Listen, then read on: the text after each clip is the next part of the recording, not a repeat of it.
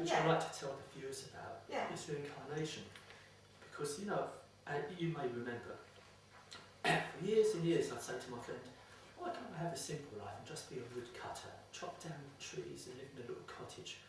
Then I met you, and you said, Paul, you lived in France once. I said, did I? In a past life? Yes, you chopped down trees, that's how you made your living. And I was blown away. Well, thank you. How do you know this? Well, basically, it's just, I believe that this work, and I do quite a lot of teaching of this work, and my opinion with it is that everybody's got innate abilities. And then there are abilities that you can evolve and by learning them and enhancing the techniques of it. With past life, the way that I work with it is when I have a client, I tune into their soul energy as well as their Ashkeg record. Well, I hope I do. And then as I do that, I will see a past life coming up. It's like watching a movie in my third eye. At the same time, I'll get a sense of the vibrational energy of when that past life took place, where it took place, as well as kind of the lessons the soul was going through in that lifetime, plus the relevance of why this particular lifetime has come up for this person in their present lifetime. And that information is hopefully channeled through my guides as well as my clients' guides, as well as using, which everyone has, my own innate abilities, intuition, psychic abilities, etc.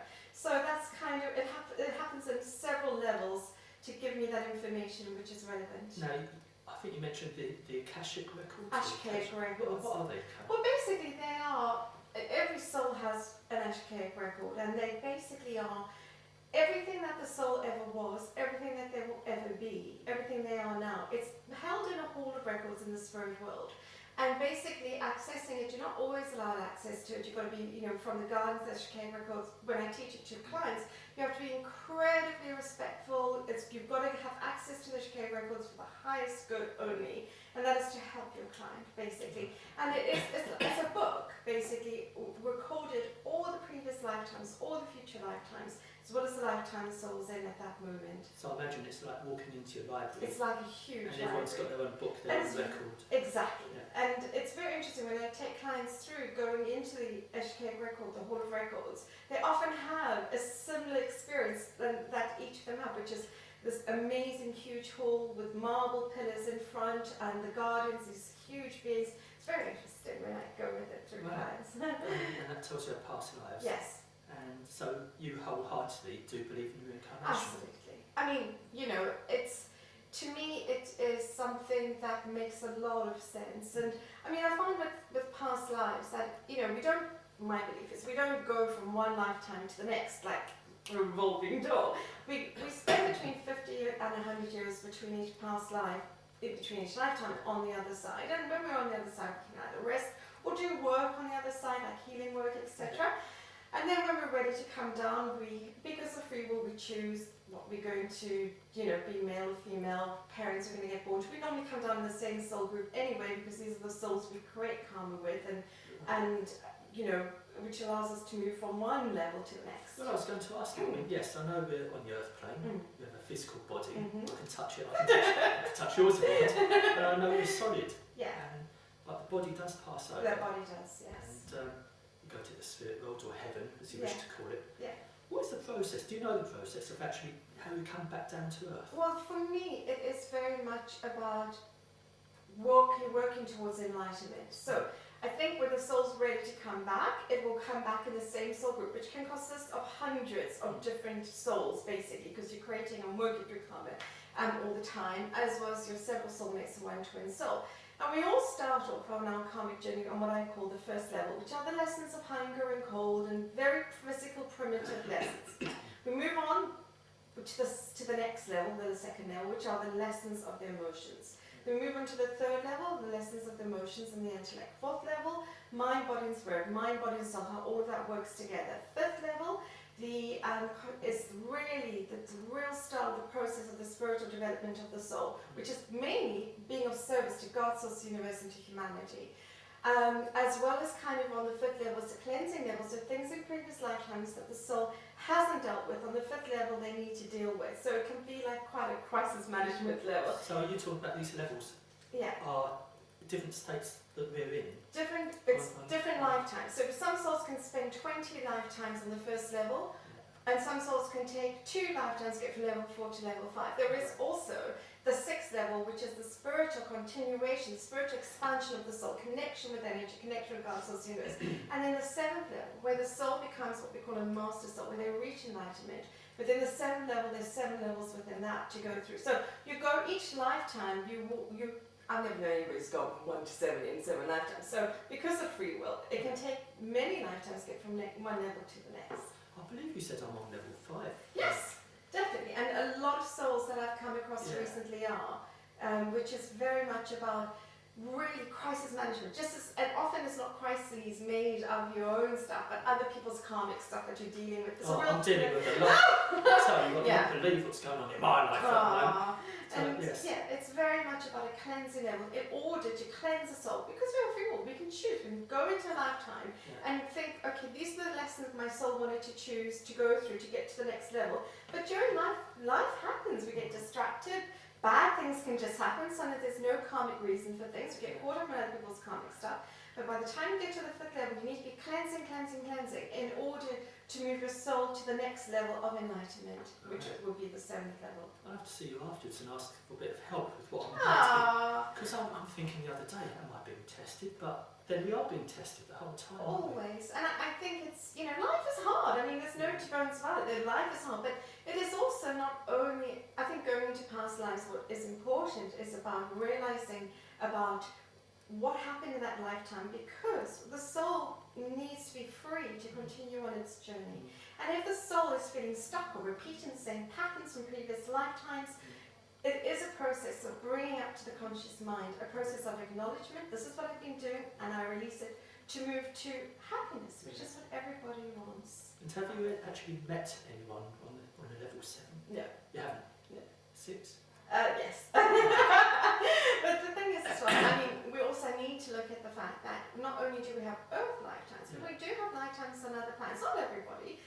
Some of the people I see, there'll be 90% human lifetimes and 10% lifetimes on other planets to kind of see what's going, to kind of experience life on another planet, or even the opposite way around. It's very interesting to see that. Now, when you talk about other planets, what do you mean?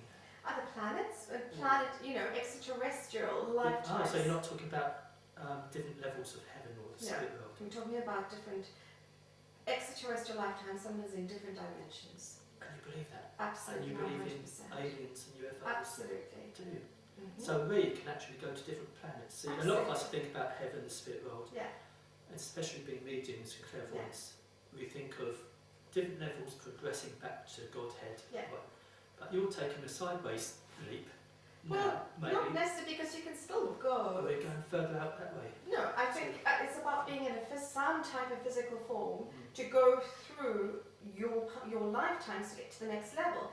It's only when the soul has no physical form and that they can go rest is when you go into the spiritual. So you can have an alien lifetime, live that lifetime, learning the lessons that you can get from that particular planet, in that particular existence in an alien form. And when your alien body dies, just like our human body dies, then you go back into the spirit world. So it's not about, the spirit world is there for the soul to rest, whereas our alien lifetimes, if you have any, or our earthbound lifetimes, are really a process of learning. So I wouldn't say it's really sideways, it's just an expansion. So do you think we could be an alien some other lifetime, but come back to Earth? Absolutely, 100%. Do you think we always come back to Earth?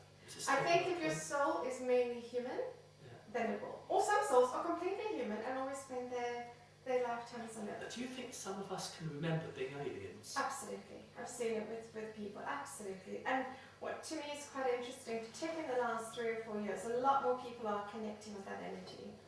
Oh, fascinating. See, before I knew about mediumship, I used to hear about mediums and I didn't quite believe it, but I do now. But I'm still not sure about reincarnation. But then if I believe in mediumship now, why not reincarnation? Exactly. You've got to take what is your truth and what resonates with you. Things to me, there are different dimensions of energy.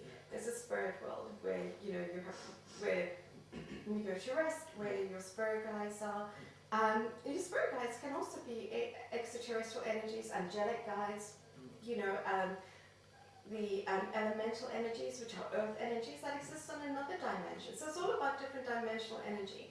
And I believe that everything you always were, everything you will always be, everything you are happens at the same time but in different dimensions. I think we're not supposed to remember our past lives all the time, so we can get on with the lifetime that we're in today. But going through a process, whether it's like doing hypnotherapy or reading or just having that access to a bit of your own soul energy, your past lives, can be a very freeing process to allow the soul to move to the next stage. Right, so you work with clients, taking them regressing, do you? No, no, it's pure psychic reading that I do. It's never any regression.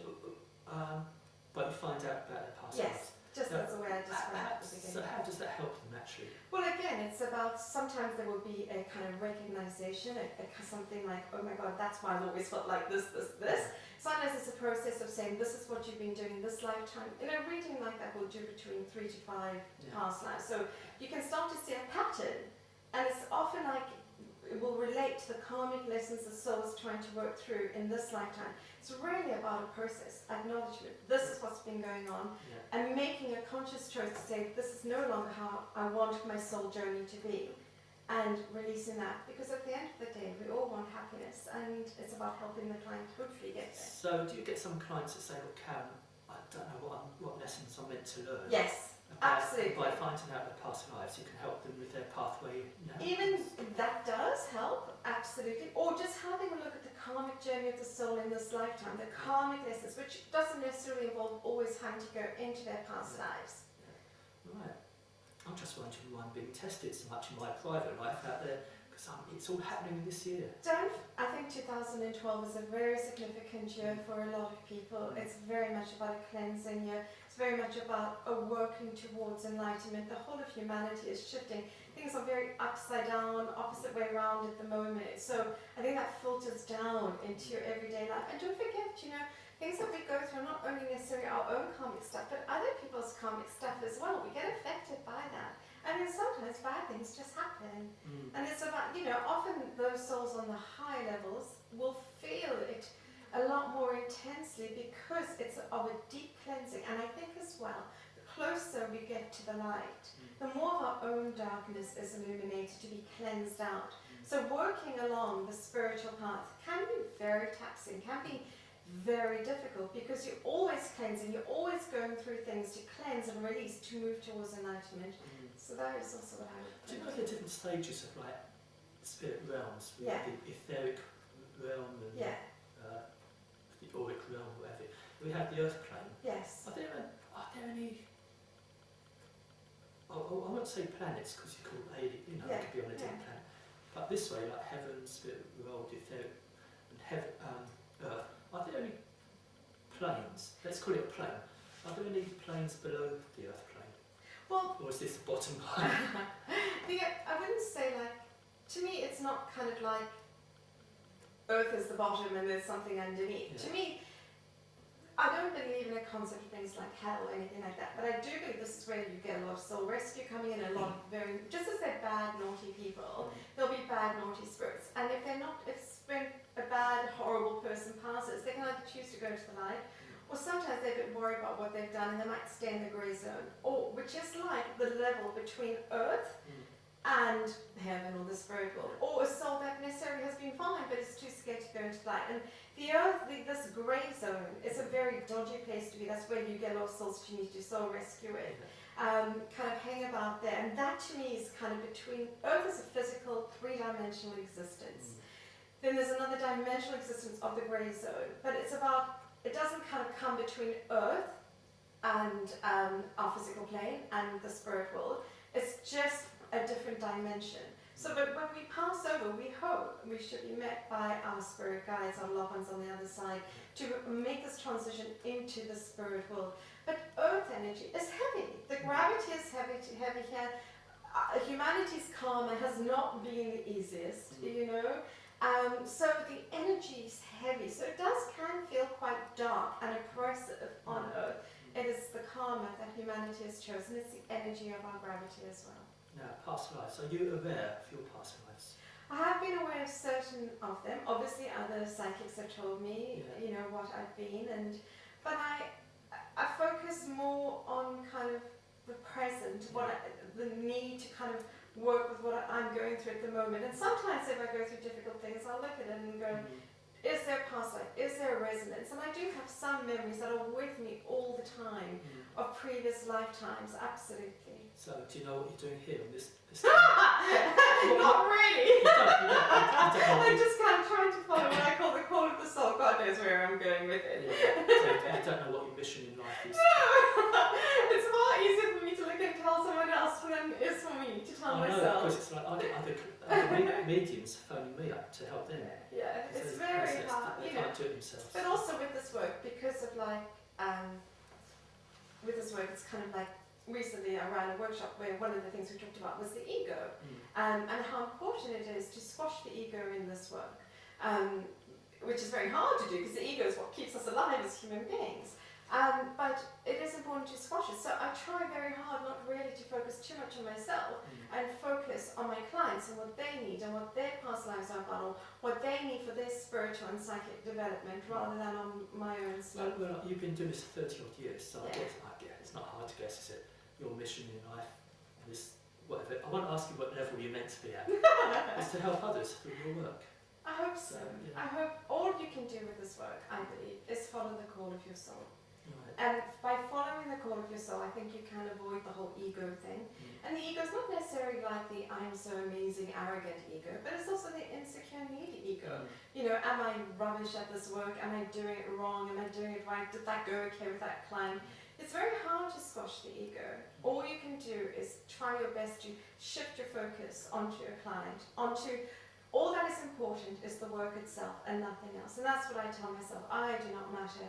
It is the work that matters. So I guess I don't focus too much on my past lives. I think we touched on soul groups just now. Yes.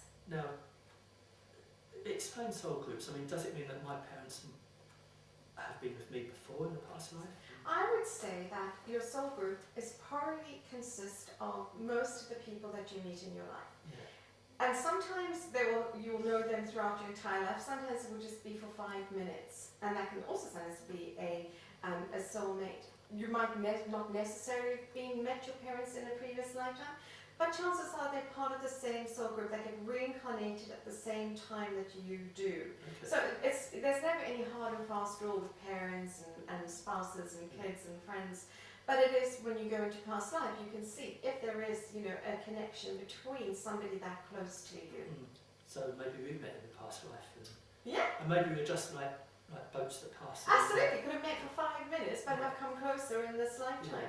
Because, it depends on streamlining the karmic journey with each other. Yeah. Now, Karen, what are you doing at the moment in your lifetime?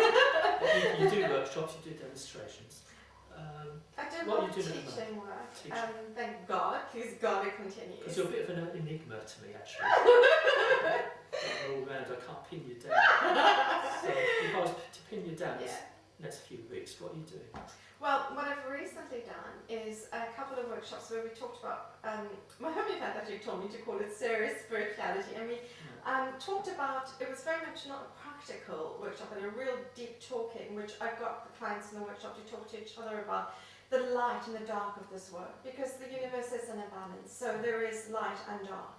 Light and dark in all of us. We always hope it's 90% light and 10% dark, and I would always say with my experiences with this work, thank God, please God it continues, be 90% light and 10% dark. But the dark teaches us about the light. Yeah. We also looked at, the different levels of light, different levels of darkness, levels of light, your own light, the light of God's source, the universe, the light of the spirit world, as well as the opposition of darkness and how that affects us and why we go through things like a crisis of faith with this work, which I believe is part of enlightenment, part of moving towards the light.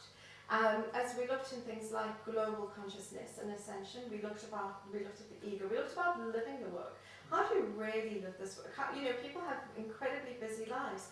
Nobody has 2 hours a day to meditate and do yoga for 4 hours every day. So finding a reasonable practical solution to incorporate this work into your life every day, whether it is by an affirmation you say first thing in the morning or a prayer at night. Looked at the importance of protection, not being neurotic about it, but things that are important. Looking in terms of going into our future lifetimes, because we concentrate setting your intent now about moving into what you want for the rest of this lifetime. And if you feel like, do you want to come back to the Earth planet, or do you want to go somewhere else? Do you feel like you're done and that's it for you, or do you still feel like you have a lot more to learn? So we looked at setting the intent and the process for our next lifetimes as well. So do we get a choice whether to come back or not? I think we always do. And our soul makes that choice. Yeah. You know, we have free will. So, but most souls, if they have not finished their karmic journey, I believe will come back. Because coming back allows us to learn, to move towards, and that moves us towards enlightenment. And you can look into future lives as well. Absolutely. Just as you look into past lives, because everything is happening at the same time. The soul will be connected to the higher self, which will be connected to your spirit self, which is all connected to the Shikha workers. So you focus on these different aspects of energy that gives you the information of past lives, as well as the future lives of the soul. And then I have been doing, thank God, a lot of teaching work, one-to-one teaching of psychic and spiritual development. Do you teach mediumship? Yes, I do. You do? Yes, I do. But do you, working as a clairvoyant, like demonstrations? Or? I don't do many demonstrations. I mainly do one-to-one with clients and workshops. Yeah. And the workshops and client work is really geared towards my clients, so I don't really, other than to just kind of show something, I won't really do it. And so I teach trance mediumship and normal mediumship. So yeah. There's no end to your talent. I just kind of channel and hope for the best. I was going to ask you how you got into this way of life, but if you're practically born into it. I was born like this. So did you know there was a difference in you at the early Well, age? my grandmother was a medium. I didn't know she passed away 6 years before I was born, but my mother, you know, because of having grown up with her mother, and my mother's very psychic, so when I was very little and had a lot of spirit disturbances from the age of about 2, my mother would always tell me about white light from God and just needing to protect myself. So from a very young age, I kind of was very aware of spirit energy, like most children are. You know, I think children are very aware, but it was incredibly intense, and everything, every place, every person has a certain vibrational energy. And as I grew older, it grew with me, I guess.